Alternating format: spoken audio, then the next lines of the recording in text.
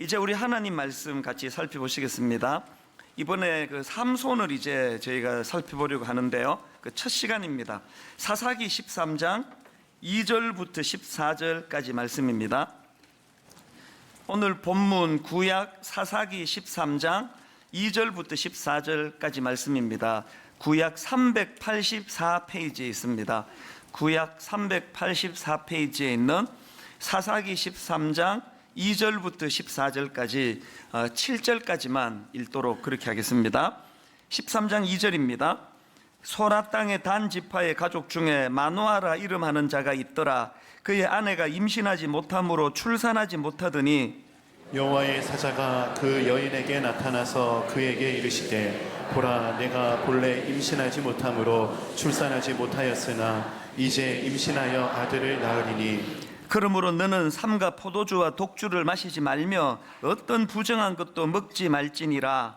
보라, 내가 임신하여 아들을 낳으리니 그의 머리 위에 삭도를 대지 말라. 이 아이는 태에서 나옴으로부터 하나님께 바쳐진 나실 인이 됨이라. 그가 블레셋 사람의 손에서 이스라엘을 구원하기 시작하리라 하시니 이에 그 여인이 가서 그의 남편에게 말하여 이르되 하나님의 사람이 내게 오셨는데 그의 모습이 하나님의 사자의 용모 같아서 심히 두려움으로 어디서부터 왔는지를 내가 묻지 못하였고 그도 자기 이름을 내게 이르지 아니하였으며 그가 내게 이르기를 보라, 내가 임신하여 아들을 낳으리니 이제 포도주와 독주를 마시지 말며 어떤 부정한 것도 먹지 말라. 이 아이는 태에서부터 그가 죽는 날까지 하나님께 바쳐진 나실인이 됨이라 하더이다 하니라.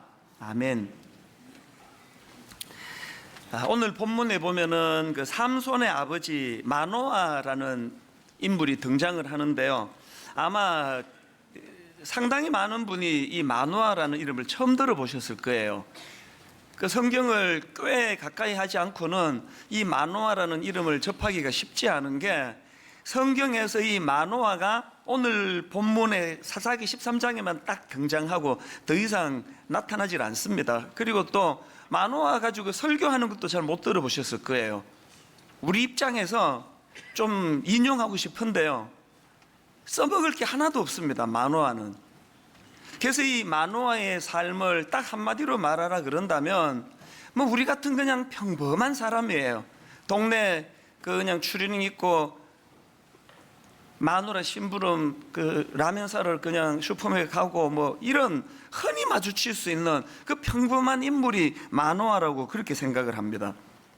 그러나 저는 이 마노아가 겉으로 보기에는 이렇게 한 일도 없고 설교 시간에 뭐 인용할 거리도 하나도 없는 그런 평범한 삶을 살았지만 오늘 이 혼란한 시대에 우리 모두가 다 어떤 의미에서는 참 그 귀감하는 인물로 본받아야 될 그 샘플처럼 그렇게 생각해야 될 인물이 마노아라고 저는 그렇게 생각을 합니다. 저는 마노아를 보면서 이런 생각을 하는데요, 세상적으로 유명하고 큰 자 같지만 하나님 앞에서는 너무너무 초라한 인생이 있고요, 그런가 하면은 세상적으로는 뭐 작고 이름 없는 보잘것없는 인생 같지만 하나님 앞에서는 영웅처럼 큰 자가 있는데요, 마노아가 바로 후자입니다. 무슨 근거로 이런 말씀을 드리는가 하면은 이 마노아가 살던 그 시대도요, 우리와 마찬가지로 극심한 타락의 시대예요. 사사기 13장 1절을 보니까 이스라엘 자손이 다시 여호와의 목전에 악을 행하였으므로 여호와께서 그들을 40년 동안 블레셋 사람의 손에 넘겨주시니라. 그 당시 사회는 전방위적으로 뭐 타락하지 않은 영역이 없다 할 정도로 뼛속 깊이 타락한 시대인데요, 그 중에서도 이 성적인 타락, 그 사사기 19장에 보면은 진짜 끔찍해요. 경건하고 거룩해야 할 레위인이 첩을 가지고 있고요, 그 레위인이 그 첩을 두고 있다는 이것도 정말 생소한 타락인데요, 그 여자가 또 불륜을 또 저질러요. 그래가지고 이제 그 레위인을 떠나 도망을 갑니다. 자기 이제 집으로 도망을 가는데 이 레위인이 이제 그 여자 집으로 가가지고 잘 달래가지고 이제 다시 이제 자기 집으로 데리고 가는 그 과정인데, 그 과정에서 이제 어느 노인의 집에 머물게 되는데요, 그걸 안 동네 불량배들이 몰려와가지고 그 동성 성폭행을 하려고 협박을 가하고요. 막 그 이후에 입에 담기 어려운 이런 끔찍한 일들이 벌어지고 하는 그게 그 시대예요. 이렇게 성적으로 타락을 하던 시대다 보니까 여러분, 사람은요 그 시대와 환경의 영향을 받지 않을 수가 없는 거 아닙니까? 이런 시대다 보니까 바로 오늘 본문 앞장입니다. 사사기 12장 8절부터 9절에 보니까 그 뒤를 이어 베들레헴의 입산이 이스라엘의 사사가 되었더라. 그 다음 한번 보세요. 그가 아들 30명과 딸 30명을 두었더니, 이 지금 뭐 어떤 상황인지 아시겠죠? 설마 부인 한 사람이 이 다 낳았다고 생각하시는 거 아니겠죠? 그리고 또 바로 그 다음 13절에도 보니까 그 뒤를 이어 비라돈 사람 힐렐의 아들 압돈이 이스라엘의 사사가 되었더라. 그에게 아들 40명과 손자 30명이 있어. 이게 무슨 그 사사들 사이에 무슨 트렌드도 아니고 애 많이 낳기 뭐 이거 뭐 경쟁을 하는 것도 아니고요. 이게 지금 뭘 이야기하는 거겠습니까? 모범을 보여야 될 레위인이 첩을 두고 있고, 그리고 종교 지도자라고 하는 그 사사들이 이런 식으로 여러 부인을 두고 그렇게 애들을 낳고 있는 이런 모습을 보면서 우리가 드는 생각이 뭘까요? 우리는요 어쩔 수 없이 그 타락한 그 시대 영향을 받을 수밖에 없는 겁니다. 여기 60대 이상 어른들이 생각하시는 그 혼전 순결의 개념하고요, 여기 10대나 20대가 생각하는 혼전 순결은 용어만 같지 완전히 다른 이야기예요. 그 옛날에 70년대만 해도요, 무슨 연예인이 결혼하기 전에 어떤 관계를 가졌다가 이제 임신을 하게 됐다, 이거 들통나면은 그로부터 연예계 완전 매장 아닙니까? 이거 뭐 재기가 불능했습니다. 이게 불과 뭐 얼마 전의 이야기예요. 지금 여러분 뭐 그 다 보셔서 알지만 막 SNS에 자기가 올려요. 어느 여자 배우가 저 결혼하게 됐어요. 2달 뒤에 결혼하는데 뱃속에 6개월 된 아기가 잘 자라고 있어요. 혼수를 주신 걸로 생각해요. 자기가 막 그런 글을 올리고 막 댓글도 축하한다 그러고 뭐 연예계 매장 없습니다. 그러니까 이 시대가 악하면은 자꾸 이제 그 시대에 영향을 받거든요. 그러니까 종교 지도자들조차도, 제가 사실은요 뭐라 그래도 우리 윗대 어른들 목사님들의 그 우리 아버지대 목사님들의 그 영성에 비하면 부끄럽게 짝이 없는 건 이 타락한 시대에 영향을 받거든요. 그래서 그냥 뭐 레위인도 막 첩을 두고 뭐 그냥 부끄럽게도 종교 지도자라는 사사도 막 여러 아내를 거느리고 그런 세상이었는데요. 왜 제가 마노아를 귀하게 보느냐, 그런 세상인데 오늘 본문 2절을 한번 보세요. 소라 땅에 단 지파의 가족 중에 마노아라 이름하는 자가 있더라. 그의 아내가 임신하지 못함으로 출산하지 못하더니, 이렇게 시작하는데 여러분 이거 그냥 슬쩍 그냥 읽고 넘어갈 수 있는 장면이지만 저는 여기에서 뭘 발견하느냐, 이렇게 타락하고 교회도 그 신앙도 타락하고 신앙 지도자들도 타락하는 이 시대에 마노아는요 지금 더군다나 부인이 아기를 못 가져요. 그러면 그 시대 분위기 같으면 당연히 딴 여자 얻어가지고 아들 낳으면 되지 뭐, 그럴 수 있는 분위기에 지금 이 시대인데 마노아는 그렇게 하지 않은 거예요. 그는 인간적인 방법으로 자기 욕구를 채우는 게 아니라 그저 우직하게 가정을 지키면서 하나님의 뜻을 기다리던 사람, 이게 오늘 우리가 배워야 될 진짜 중요한 모습이라는 겁니다. 그래서 저는 본문의 마노아를 보면은 시편 1편 말씀이 떠오르는데요. 자, 여러분 하나님이 바람직하게 생각하는 인간상을 여러분 몇 번 내가 인용해 드렸습니다. 시편 1편 1절이요. 복 있는 사람은 악인들의 꾀를 따르지 아니하며 죄인들의 길에 서지 아니하며 오만한 자들의 자리에 앉지 아니하고 오직 여호와의 율법을 즐거워하여 그 율법을 주야로 묵상하는도다. 하나님이 바람직하게 생각하는 그 인간상을 복 있는 사람으로 표현하는데 3절에서 이미지화를 만드는 걸 보세요. 3절. 그는 시냇가에 심은 나무가 철을 따라 열매를 맺으며 그 잎사귀가 마르지 아니한 같으니, 하나님이 생각하시는 바람직한 인간상은 시냇가에 심은 나무예요. 굉장히 정적이에요. 이거 굉장히 정적입니다. 그런가 하면은 하나님이 별로 바람직하게 생각하지 않는 인간의 상을 그 악인이라는 표현으로 이렇게 4절에서 설명합니다. 악인들은 그렇지 아니하며 오직 바람에 나는 겨와 같도다. 이 굉장히 그 역동적인 이미지 아닙니까? 그 바람에 나는 겨 한번 보세요. 막 얼마나 역동적인지 모릅니다. 오늘 이 시대는요, 바람에 나는 겨가 아니고는 살 수가 없는 시대예요. 특히 대한민국은 더 그래요. 제가 그 미국을 보고 또 남미에 이번에 가보고도 유럽에 가서 느끼는 게, 우리 대한민국이 좀 유난스럽다는 걸 외국에 갈 때마다 느껴요. 미국에 제가 83년에 이민 갔거든요. 제가 83년에 이민 갔던 지금으로부터 몇 년 전입니까? 34년 전의 그 풍경을요, 거의 대부분 지금도 그대로 봅니다. 건물 그대로고요. 우리나라는 여기 뭐 그냥 나 지금 우리나라 살고 있는데도요, 한 두세 시간 되는 거리밖에 안 되는데도 오랜만에 가보면 길 다 바뀌어 있고 막 뜯어 고치고 막, 우리나라는 굉장히 역동적이에요. 그걸 뭐 나쁘다 말하기는 어렵습니다. 그 좋은 거 아닙니까?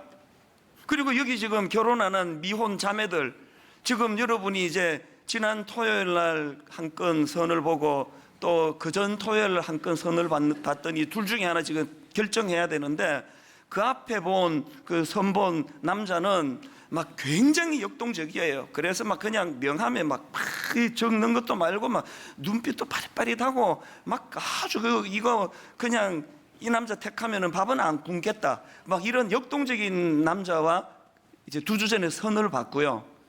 그리고 이제 그 다음 주에 선을 봤더니 완전 구닥다리예요. 양복도 그냥 얼마나 오래 입었는지 막 빛이 바래고, 그리고 얘기 들어보는 것마다 하여튼 시주는 하나도 그 타지를 않고, 하여튼 그냥 아이고 이게 완전 꽉 막힌 사람 같구나. 그러면 여러분 누구를 택하시겠습니까? 당연히 그 앞에 남자랑 해야지. 당연히 저도 앞에 남자랑 하라고 저 딸 보고 권할 것 같아요. 그 당연히 그 시류에 민첩하고 그 좋은 거예요. 그러나 제가 무슨 말씀을 드리고 싶은가 하면요, 우리가 이렇게 그냥 바람에 나는 겨와 같이 막 시류에 민첩하고 막 눈빛이 파릿하고 이렇게 해야 사는 시대를 살다가 보면 영적으로 하나님이 별로 바람직하지 않게 생각하는 사람이 될 위험이 있다는 거예요. 오늘 본문에서 하나님이 우리에게 가르쳐 주시고 싶은 메시지는 그저 시냇가에 심은 나무처럼 그 기초가 든든하고 한 곳에 우식하게 그 중심을 가지고 있는 그런 사람이 바람직하다는 말씀을 하는 거예요. 이 바람에 나는 겨는요, 막 시류에 민첩하고 막 행동 민첩한데 문제가 뭐예요? 중심이 없습니다. 중심이 없어서 뭐라고 그냥 바쁘게는 살아가는데 금방 저기 갔다 금방 이기 갔다 뭐 왔다 갔다 해서 플러스 마이너스 제로 아닙니까? 오늘 우리가 한번 우리를 돌아보자는 거예요.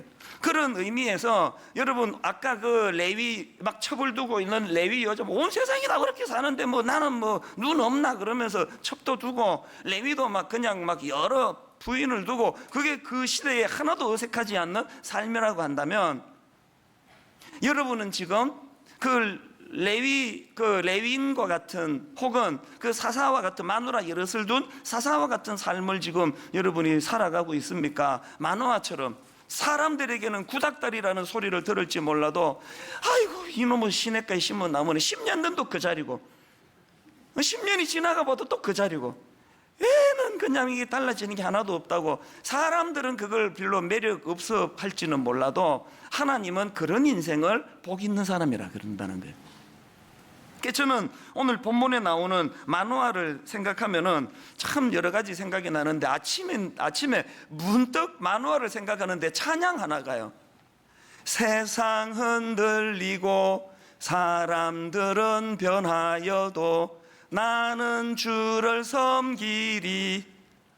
하여튼 정말 세상 흔들리고 사람들은 변해도 내 목소리 왜 이렇게 안 변하는지 모르겠습니다. 음정 불안한 거는 10년 전이나 지금이나 참 변하지 않는데요, 2절에도 보니까 믿음 흔들리고 사람들 주를 떠나도 나는 주를 섬기리. 어떤 이미지입니까? 바람에 나는 겨 이미지입니까? 시냇가에 심은 나무처럼 세상 흔들리고 사람들은 변하여도 우직하게 주님의 뿌리를 내리고 그렇게 흔들리지 않는 그런 인생을 우리 하나님은 그게 복 있는 인생이다, 그게 바람직한 인생이다, 그렇게 말씀해 주시는 거예요. 여러분, 제가 왜 오늘 설교 제목을 구구단의 외자 이렇게 정했는지 아십니까?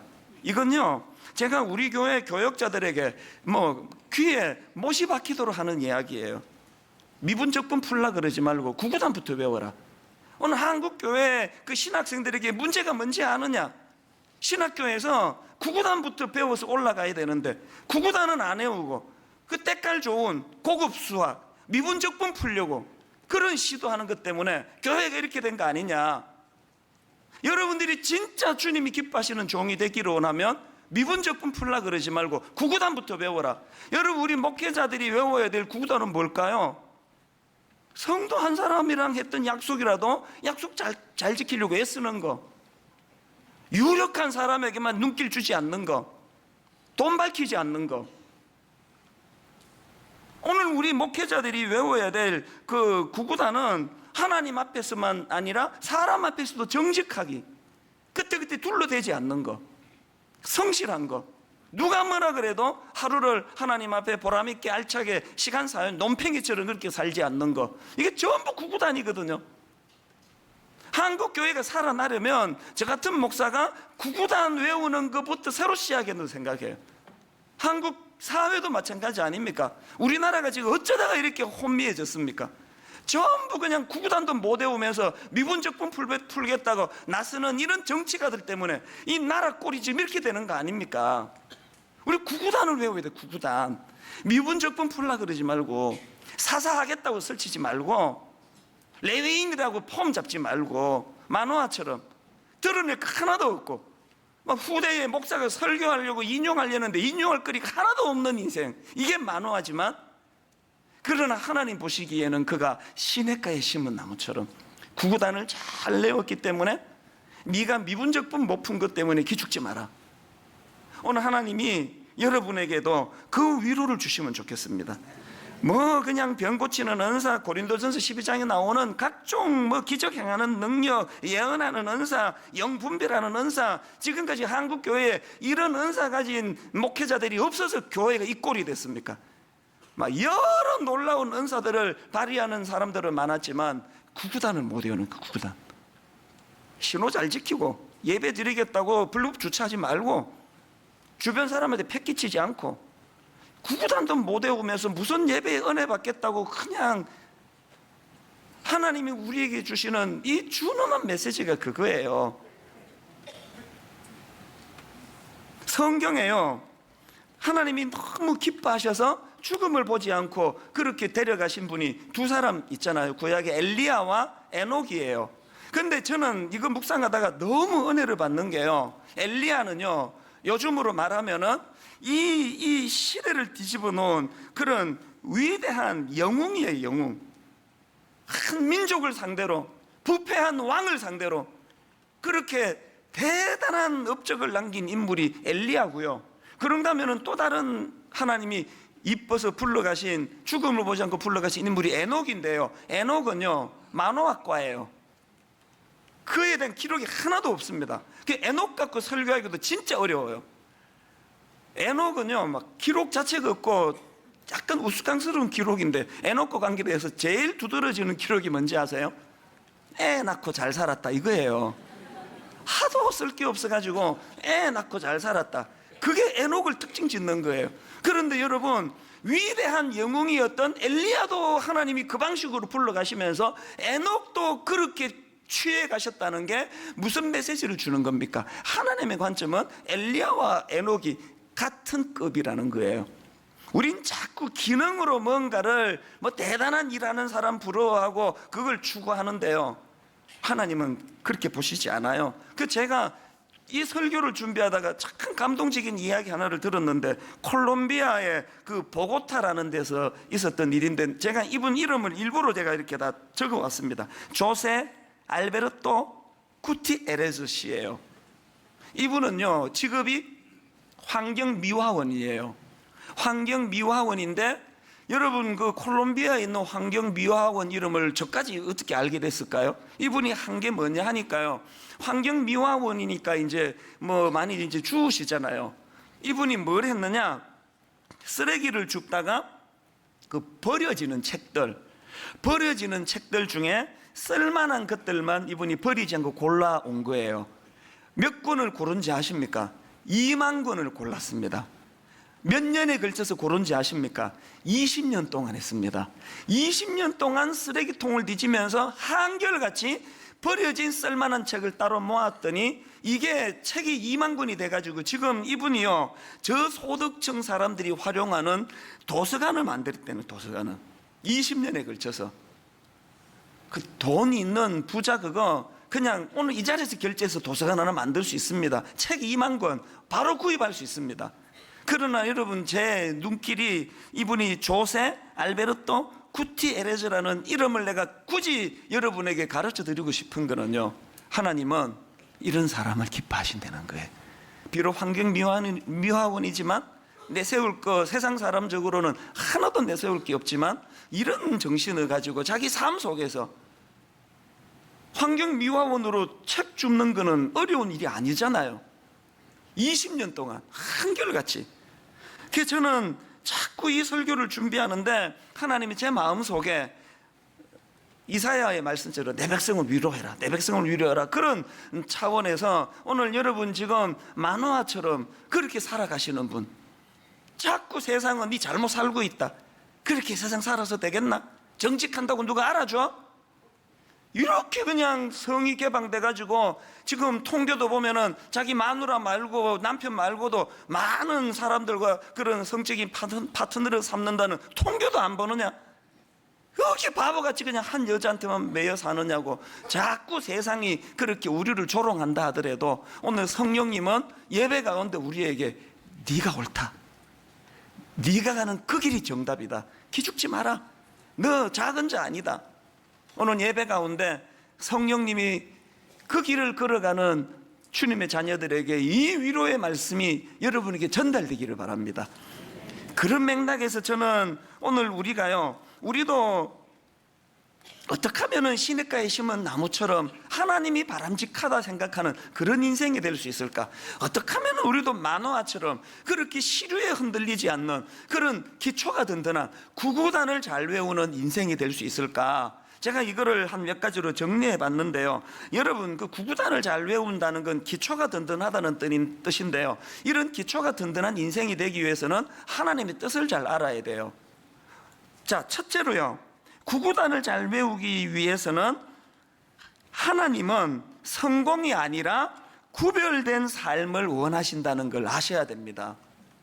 지금 여러분, 하나님이 마노아에게, 또 마노아 아내에게 삼손을 주시겠다고, 나실인을 주시겠다고 그렇게 하나님이 약속하시면서 그에게 많은 해야 될 일들을 가르쳐 주시는데요. 자, 먼저 3절을 한번 보십시오. 여호와의 사자가 그 여인에게 나타나서 그에게 이르시되, 보라, 내가 본래 임신하지 못함으로 출산하지 못하였으나 이제 임신하여 아들을 낳으리니. 여러분, 여기서 영적으로 그 순서를 잘 아셔야 됩니다. 우리가 헷갈리는 게 그거예요. 3절에 보니까요, 하나님이 어떤 조건을 걸고 주시는 게 아니에요. 네가 요거 해내면 아들 주지, 이게 아니에요. 자격도 없는데, 또 한나처럼 구하지도 않았는데 그냥 무조건 주신 거예요. 이 순서를 잊으시면 안 됩니다. 우린 자꾸 행위적으로 뭘 해야 은혜를 준다. 하나님 이번 특세 개근할 테니까 뭐 주실래요? 뭐 주긴 뭘 줘, 은혜를 주는 거지. 자꾸 조건을 내거는데요, 은혜는 그런 게 아니에요. 자격 없는 자에게 주시는 게 은혜예요. 지금 3절에서 하나님이 은혜를 베푸시는데, 임신이라는 은혜를 베푸는데 아무 조건이 없었습니다. 자, 그 다음 순서적으로 이제 5절부터 한번 보세요. 5절, 보라, 네가 임신하여 아들을 낳으리니. 조건 없이 주시고 나서 조건을 걸기 시작하네요. 그의 머리 위에 삭도를 대지 마라. 7절, 그가 내게 이르기를, 보라, 내가 임신하여 아들을 낳으리니 이제 포도주와 독주를 마시지 말며 어떤 부정한 것도 먹지 말라. 이 아이는 태에서부터 그가 죽는 날까지 하나님께 바쳐진 나실인이 됨이라 하더이다. 14절, 포도나무의 소산을 먹지 말며 포도주와 독주를 마시지 말며 어떤 부정한 것도 먹지 말고 내가 그에게 명령한 것은 다 지킬 것이니라 하니라. 아시겠습니까? 조건을 걸어서 통과되니까 자식을 준 게 아니고 무조건적인 은혜로 자식을 주시고, 이 은혜의 감격을 누린 자들에게 하나님이 원하는 부담스러운 조건이 그때 생기더라는 거예요. 우리는 이 순서가 바뀌어 있는 거예요. 그리고 또 우리가 오해하는 건 뭡니까? 지금 13장은 눈 씻고 한번 보세요. 이 기능이 있는가? 지금 1등 하기 위해서는 이렇게 살아야 된다. 네 멋지게 성공하기 위해서 이거 하나도 없습니다.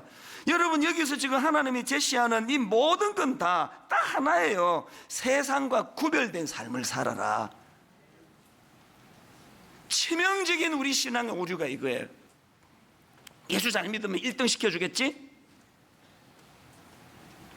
오늘 우리 신앙의 초점은요, 지난주 가슴 아픈 이야기 했잖아요. 원로 목사님의 비아냥 그리는 한국교회 보니까 대형교회 목사하고 대형교회를 추구하는 목사밖에 안 보이더라. 그 기능 아닙니까? 하나님은 우리가 얼마나 큰 교회 만드는 것에 대한 관심보다는 그 교회가 얼마나 세상과 구별되어 있는가, 세상과 어떤 차이를 가지고 있는가. 오늘 이 땅의 교회가 세상의 가치관과 차이가 있다고 자신 있게 말할 수 있습니까?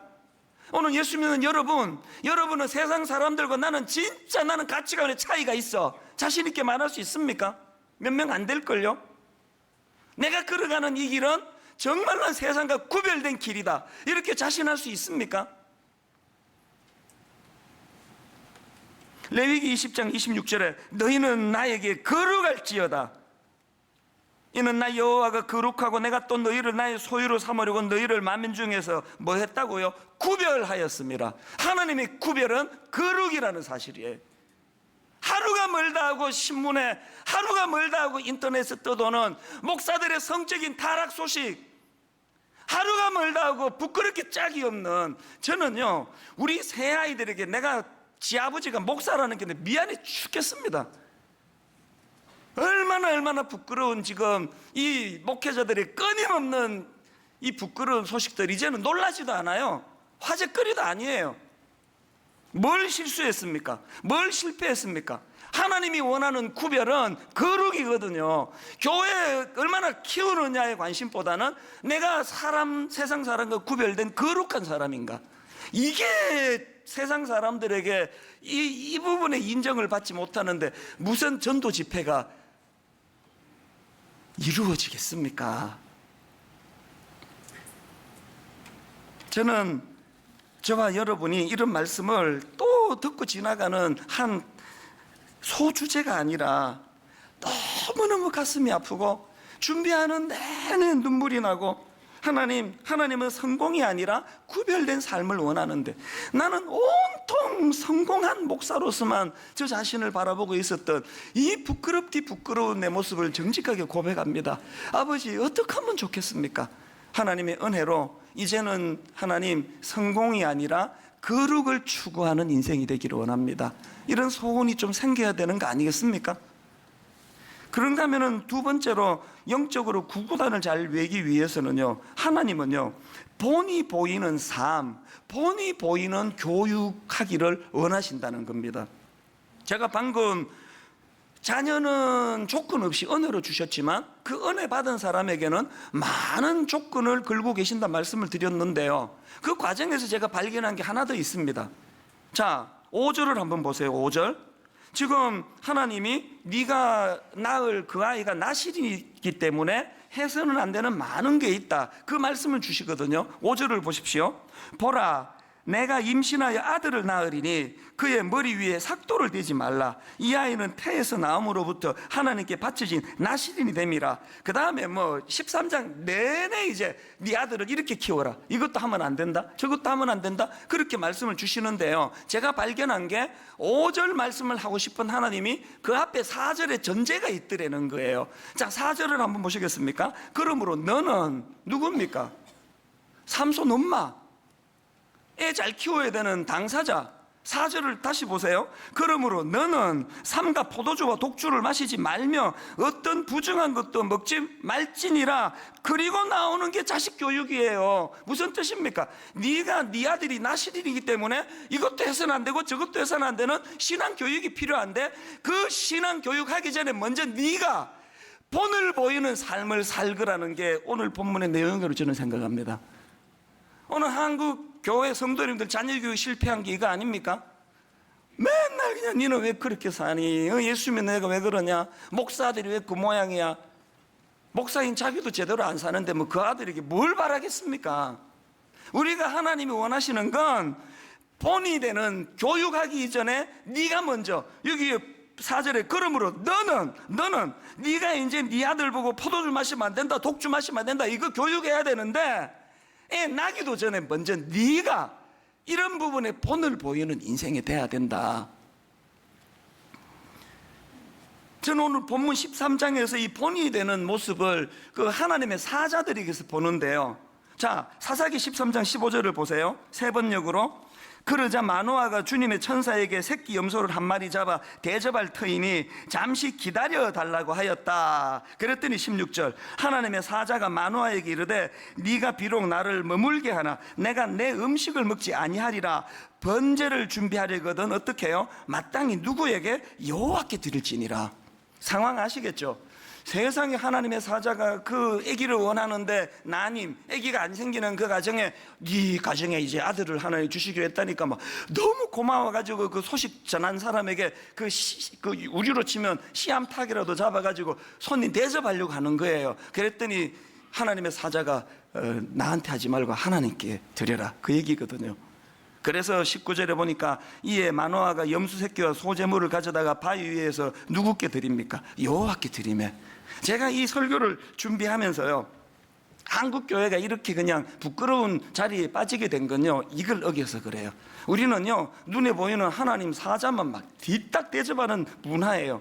제가 처음에 15년 전에 교회를 개척하고 났더니요, 나는 중고등부만 해가지고 어른 사역을 해본 적이 있고, 신방 가면 뭐 하는지도 모르고, 애들한테는 신방 가면 막 미치도록 사주는 것만 해야 되거든요. 떡볶이 2인분대 시켜주실래요? 계속 이제 돈 내는 것만 하는데요. 그러다가 이제 제가 이제 목사가 돼가지고, 담임 목사가 돼가지고 이제 등록한 가정이거나 또 신방을 갔더니요, 이게 딱 신방을 갔더니 벌써 달라요. 이게 벌써 이제 오래 예수 믿는 사람은 그것도 룰이 있는 것 같아.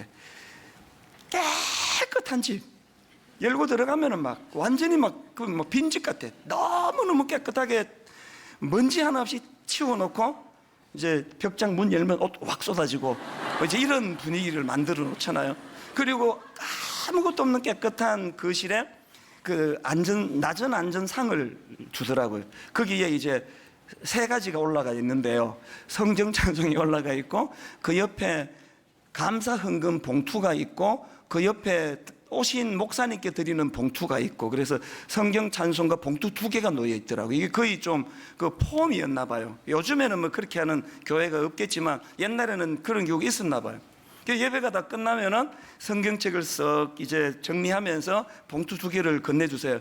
이거는 하나님께 드리는 감사 헌금이고요, 목사님 이거는 목사님께 드리는 거예요. 그렇게 거의 설이 그렇더라고. 그럼 제가 첫 번째 봉투를 받아서 건네면서 이건 직접 본인이 주일날 헌금함에 넣으시고요, 이거는 거두어 주시옵소서, 돌려드리는 거예요. 그 왜 돌려드릴까요? 너무너무 목사님을 잘 대접하고 싶은 마음으로 주는 봉투인 건 이해가 되는데요, 거기에 내가 맛을 들이면요, 이제 어떻게 하면 하나님께 영광이 되는 예배를 할까 보다는 어떻게 하면 이 사람 구미에 맞춰서 기분 좋은 설교를 해서 봉투가 더 두둑하게 만들까, 이런 것으로 제가 발달이 되는 순간 저는 망하는 거거든요. 그래서 우리 교회가 왜 봉투를 사절합니까? 그 아름다운 사랑으로 주시는 봉투를 우리 부교육자들이 봉투를 받으면 문제가 커집니다. 여러분, 우리 부교육자를 곤란하게 만들지 마세요. 죽으라고 주는 분이 계세요. 막 죽으라고 안 받는데 더 죽으라고 주시는 분이 계시면 그걸 받아오는 경우가 있는데, 그거는요, 우리 그 교육자를 위해서 쓰질 않습니다. 그러면 우리 공동 모금함이 있거든요. 거기에 넣어서 교육자들이 다 같이 써요. 그러니까 여러분이 봉투 줘봐야 어차피 그 사람 쓰지도 못해요. 오늘 하나님의 사자가 보여주는 본이 뭐예요? 여러 말이 아니에요. 고마우니까 새끼 염소 잡아 대접하겠다 할 때 나 말고 하나님께 드려라, 이 본을 지금 하나님의 사자가 보여주고 있다는 거 아닙니까? 여러분, 고린도전서 4장 15절 16절 바울이 이런 말을 합니다. 그리스도 안에서 1만 스승이 있으되 아버지는 많지 아니하니 그리스도 예수 안에서 내가 복음으로서 너희를 낳았습니다. 그러므로 내가 너희에게 권하노니 너희는 나를 본받는 자가 되라. 우리 순장님들 이런 고백을 할 수 있는 이 자리까지 갔으면 좋겠습니다. 제가 강단에서 얼마나 뺀질뺀질하게 설교를 잘하느냐보다는 감히 이렇게 말할 수 있는 목사가 되기를 원합니다. 오늘 우리가 자녀 교육에 마노아와 그 아내에게 주시는 하나님의 준엄한 명령이 뭐냐 할 때 니부터 살아라. 그렇게 니부터 그렇게 살고 자녀를 교육해라. 이게 우리들에게 준엄한 하나님의 메시지가 되기를 주님 이름으로 축복합니다. 마지막 세 번째로 구구단 잘 외우려면요, 하나님께 묻는 태도를 회복해야 돼. 묻는 태도. 마노아가 하나님이 아기를 주시겠다는 그 놀라운 소식을 듣자마자 그의 반응이 8절이에요. 마노아가 여호와께 기도하여 이르되 주여 구하옵나니 주께서 보내셨던 하나님의 사람을 우리에게 다시 오게 하사 우리가 그 낳을 아이에게 어떻게 행할지를 우리에게 가르치게 하소서. 그 다음 11절, 마노아가 일어나 아내를 따라가서 그 사람에게 이르러 그에게 묻되.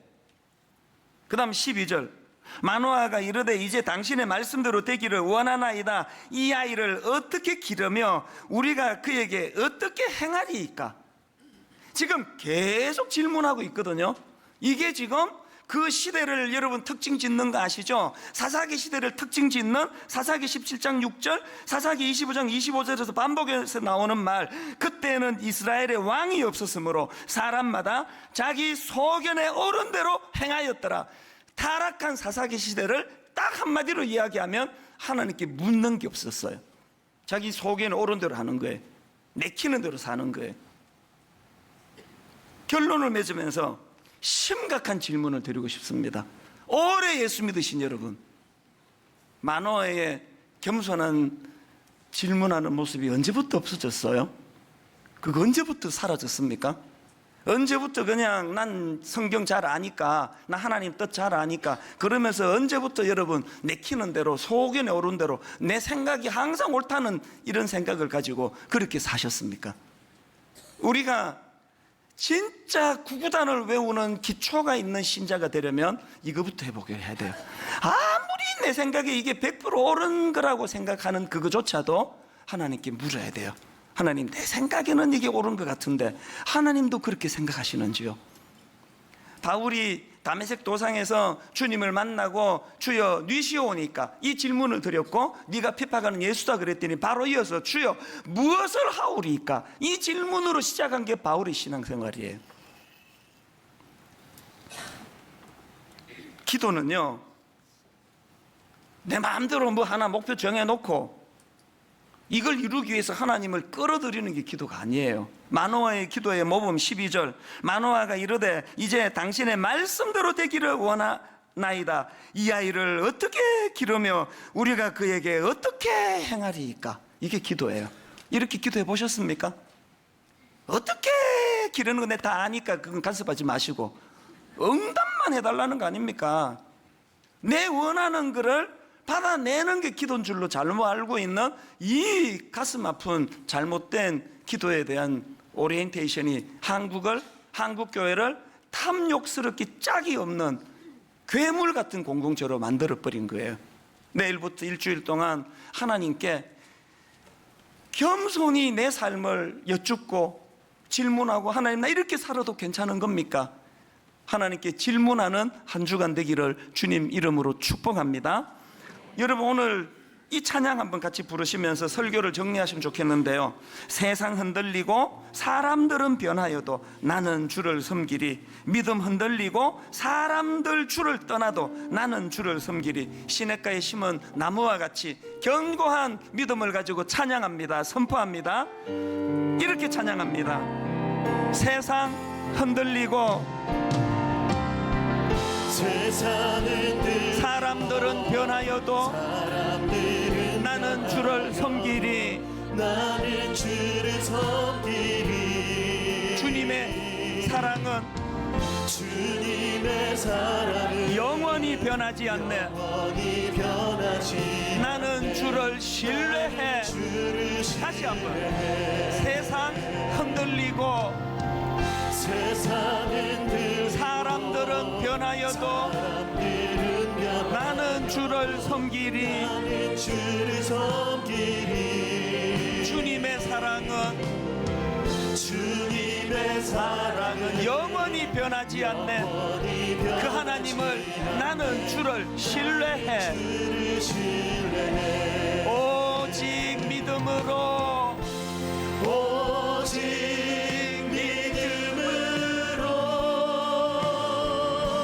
믿음으로 내가 살리라. 오직 믿음으로, 오직 믿음으로 내가 살리라. 믿음으로 내가 살리라.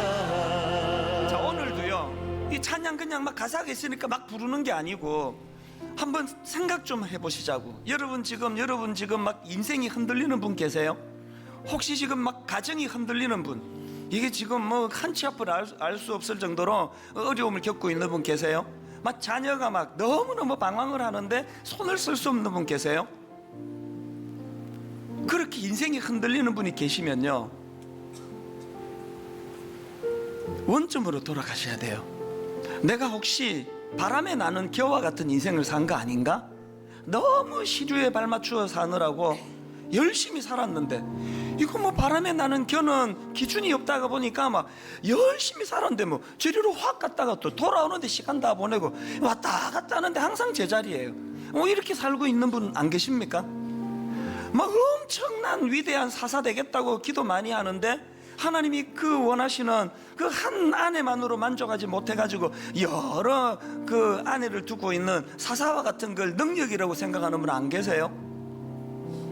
맨날 자기는 크리스찬이라고 떠들면서 레위인으로서 그 부끄럽게도 첩을 두고 살아가면서 이걸 하나도 당연한 거라고 부끄럽지 않게 생각하는, 뭐 세상이 다 그런 걸 뭐.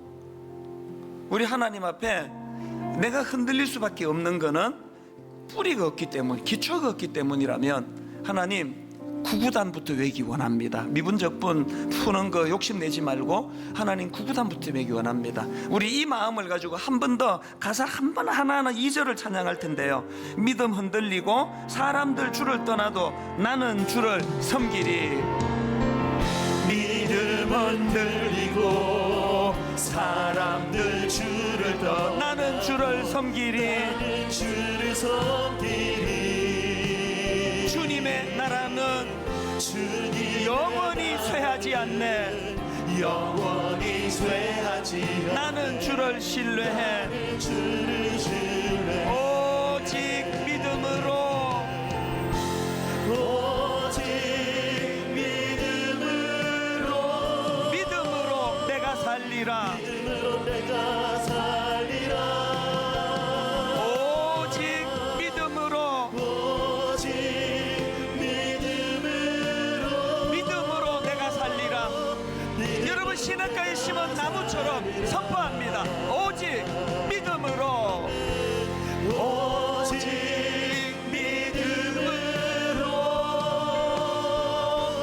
믿음으로 내가 살리라. 오직 믿음으로, 오직 믿음으로 내가 살리라. 믿음으로 내가 살리라. 내가 원하는 한 가지, 내가 원하는 우리의 소원, 주님의 기쁨이 되는 것. 내 기쁨이 되는 진실로 이것이 내 마음의 소원입니다. 내가 원하는 한 가지, 한 가지. 주님의 기쁨이 되는 것. 기쁨이 되는 것. 나 주님의 기쁨 되기 원하네. 주님의 기쁨 되기 원하네. 내 마음을 새롭게 하소서. 마음을 새로 시냇가에 심은 나무처럼 새 부대가 되게 하여 주사. 새 부대가 되게 하여 주사. 주님의 빛 비추게 하소서. 주님의 빛 비추. 순결한 내 마음의 소원, 내가 원하는 한 가지, 한 가지. 주님의 기쁨이 되는 것. 내 기쁨이 되는 것. 내가 원하는 한 가지, 원하는 한 가지. 주님의 기쁨이 되는 것. 우리 다 자리에서 일어나셔서 내가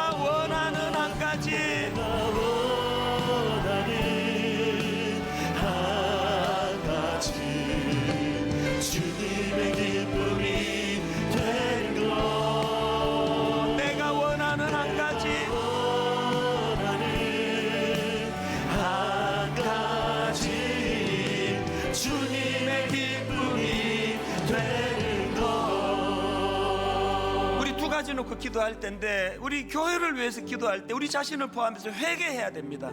하나님이 원하시는 건 구별된 삶이라 그러는데, 하나님이 이 교회부터가, 목사부터가 장로 권사할 것 없이 도대체 이 세상의 가치관과 하나도 다를 게 없는, 구별이 하나도 안 되는 탐심으로 가득 찬 것, 아버지 부끄럽게 고백하기를 원합니다. 교회가 살아나기 위해서는 구구단부터 외우는 것부터 해야 되는 거예요. 두 번째 기도 제목, 이 나라를 살려주시옵소서. 지금 하나님이 북핵 문제로부터 시작해서 도대체 이 나라가 어디로 가고 있는지 도대체 감을 잡을 수가 없는데, 이 모든 어긋난 것 첫 출발이 탐욕스러운 구단도 못 외우면서, 구구단도 못 외우면서 미분적분 풀겠다는 어른들의 탐심 때문에 아버지, 이 나라가 지금 혼미해져 있다면 기초가 살아나는 나라 되도록 이 나라를 살려주시옵소서. 우리 통성으로 같이 기도하시겠습니다. 살아계신 하나님 아버지, 하나님 은혜를 구합니다. 주의 자녀로서 아버지 구별된 교회를 살려주시옵소서.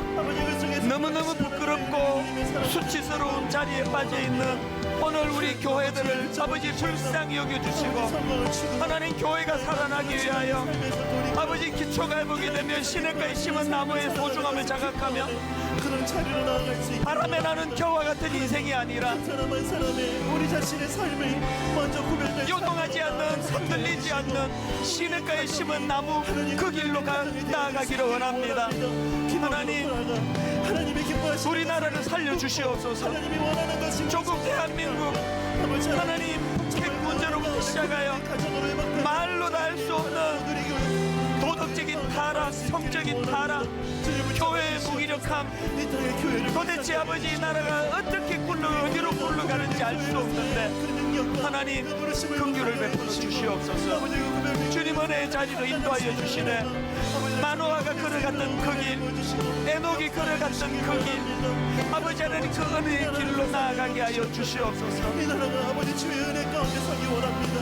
아버지 하나님 주의 은혜로 돌아가게 해주시고, 아버지 하나님 땅에 보내신 아버지 하나님 주의 역사 은혜가 이 땅 가운데 가득하게 해주시옵시며, 아버지 하나님의 은혜로 땅의 어려움과 여러 가지 문제들이 해결됨을 경험할 수 있도록 주님 역사를 해주시옵소서. 고마우신 하나님 아버지, 지금 가정적으로 흔들흔들거리는 가정이 너무 많고, 그 개인의 인생이 위태위태하게 짝이 없는 그런 불안불안한 그런 인생의 길을 걸어가는 사람들이 참 많은데, 오늘 하나님이 해법을 가르쳐 주신 줄로 믿습니다. 우리가 다시 살아나기 위해서는, 우리 가정이 혼란으로부터 벗어나기 위해서는 아버지 영적으로 다시 구구단부터 외기를 원합니다. 가장 기초적인 것부터 행하기 원합니다. 슬쩍슬쩍 거짓말하지 않고, 약속을 밥 먹듯이 어기고, 내 이득을 위해서는 상대방이 아프든 말든 상관하지 않는 이런 가치관을 다 내려놓고, 하나님 시냇가에 심은 나무처럼 하나님이 기뻐하시는 그 길로 그렇게 나아가는 저희들 되기를 원합니다. 마노아처럼 비록 화려한 인생은 아니지만 그 타락한 시대에 구별된 삶을 살아내기 위하여 한 아내만으로 만족하며 하나님의 은혜를 구하며 살아가는 마노아의 삶이 우리의 삶이 되도록 인도해 주시며, 내일부터 새벽 부흥회를 통하여 이제 삼손의 삶을 조명해 주실 때에 하나님 새로운 인생의 기준이 만들어지는 은혜로 인도하여 주시옵소서. 우리 주 예수 그리스도의 은혜와 하나님 아버지의 다함 없는 사랑과 성령님의 감동, 감화, 위로, 교통, 충만하심의 역사가 마노아와 같이 소박하지만 초라해 보이지만 하나님 앞에 큰 그릇으로 하나님이 기뻐하시는 그 인생의 길로, 그 길로 나아가기로 다짐하며 예배하는 모든 주의 자녀들 머리 위에 지금부터 영원토록 함께 하시기를 간절히 축원하옵나이다. 아멘.